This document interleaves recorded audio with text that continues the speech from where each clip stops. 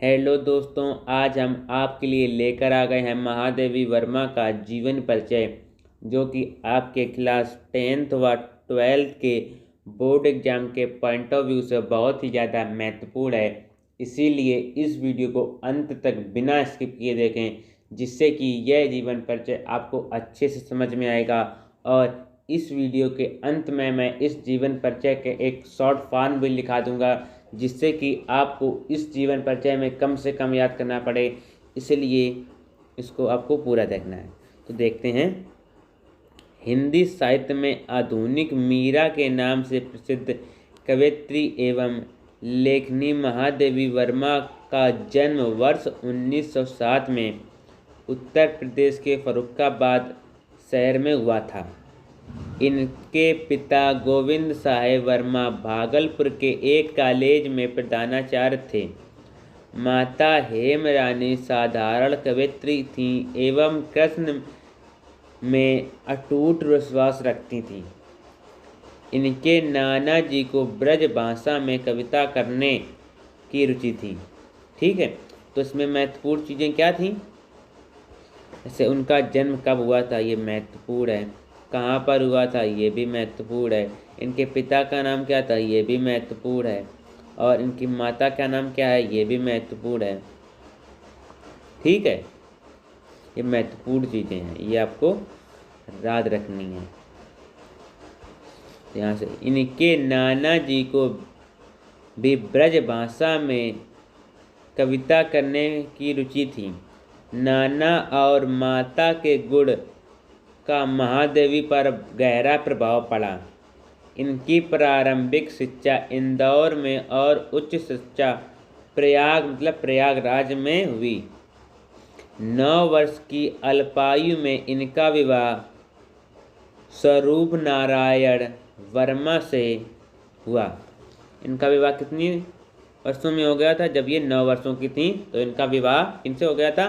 स्वरूप नारायण से हो गया था। किंतु इन्हीं दिनों इनकी माता का स्वर्गवास हो गया और इन्हीं दिनों इनकी माता का देहांत हो गया, ये या ख़त्म हो गई। ऐसे विकट स्थिति में भी इन्होंने अपना अध्ययन जारी रखा। मतलब अपनी माता की मृत्यु के शोक के कारण भी इन्होंने अपनी पढ़ाई को नहीं छोड़ा।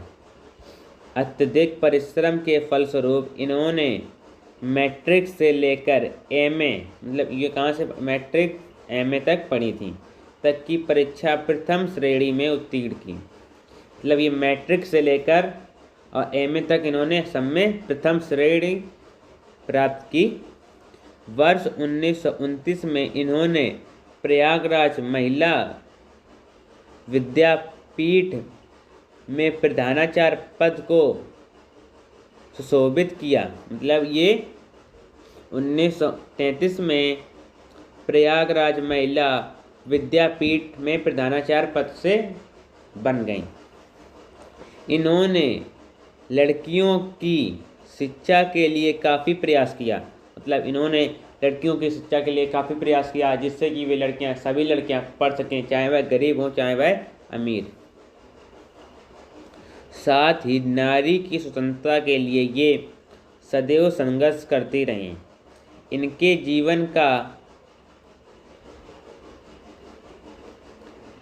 जीवन पर महात्मा गांधी तथा कला साहित्य साधन पर रविन्द्रनाथ टैगोर का प्रभाव पड़ा। तो ये हमारा हो गया जीवन परिचय।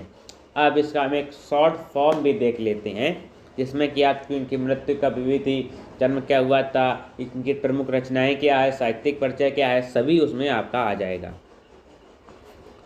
देखते हैं ये इनका जन्म कब हुआ था। जन्म इनका सन 1907 ईस्वी में इनका जन्म हुआ था। ठीक है, और जन्म स्थान क्या था इनका?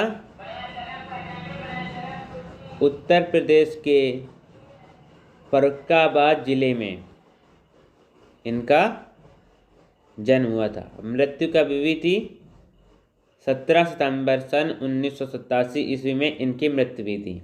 इनके माता का नाम क्या था?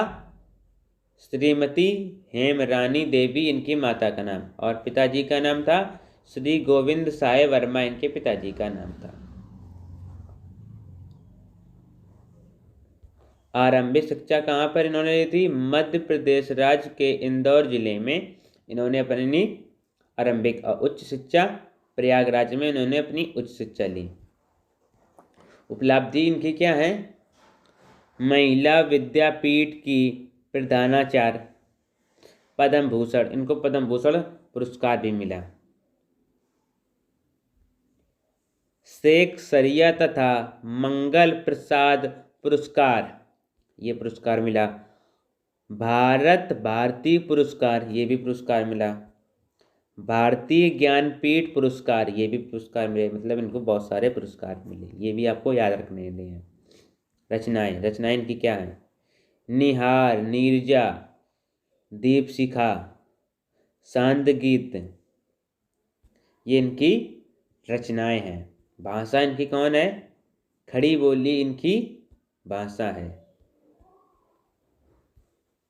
साहित्य में योगदान, विधान छायावादी कवयित्री के रूप में गीतात्मक भावपरक शैली का प्रयोग महादेवी जी की देन है। किनकी देन है? महादेवी जी की देन है। इनके पति का नाम क्या था? डॉक्टर स्वरूप नारायण मिश्र, इनके पति का नाम था। तो ये इनकी महत्वपूर्ण चीज़ें थीं जो इनके जीवन परिचय के लिए आपको लिखने में प्रयोग करनी है। आई होप आपको यह वीडियो अच्छी लगी होगी।